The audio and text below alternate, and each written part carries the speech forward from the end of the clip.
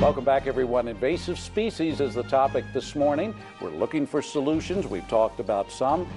Here's another one, biosolutions. Well, specifically other forms of animal life. And Pat mentioned an interesting one, goats. Correct. We've got the National Guard using goats at Camp Williams for fire control. The problem is we recognized, Rob was mentioning, is goats eat anything. So sometimes they eat the good with the bad. Yeah. But if there is a particular Class A weed that you want to make sure you get at, put goats in there and it'll be gone. Is that something the state is looking at, biosolutions like this? Yes. The main impact, though, that we are finding is with insects.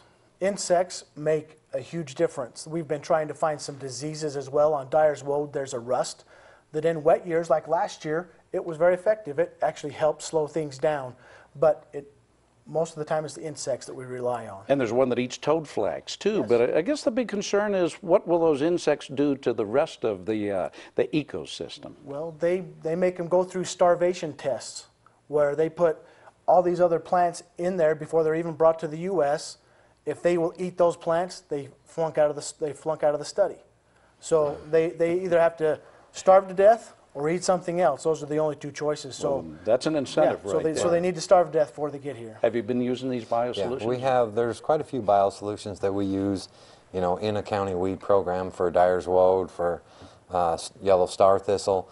There's some that are really effective that will work within 1 or 2 year period of time, and then there's some that are really slow that are more just a containment.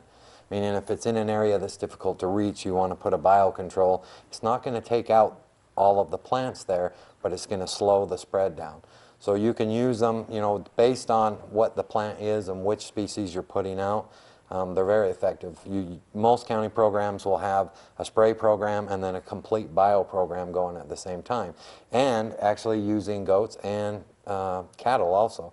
Along the Jordan River, they've had goats down there trying to eat, I think they were trying to train them to eat Canada thistle. And they were having some success in that program. So you can use animals, and you can also use insects as a supplement to actually just spraying chemical. Maybe we can make goats man's best friend after this. Right. But I do think, Terry, the one thing I hope your viewers understand is the complexity of the issue. There's no single, simple solution. It's something that I think our grandparents and great-grandparents understood, because in many ways they were closer to the land than we are, and we're rediscovering their wisdom.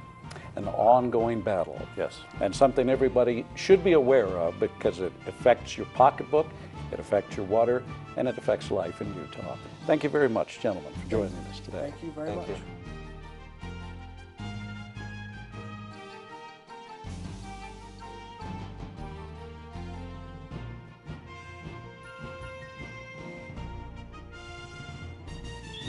Do your vacations consist of a tent, some hot dogs, and a dream of finding real adventure?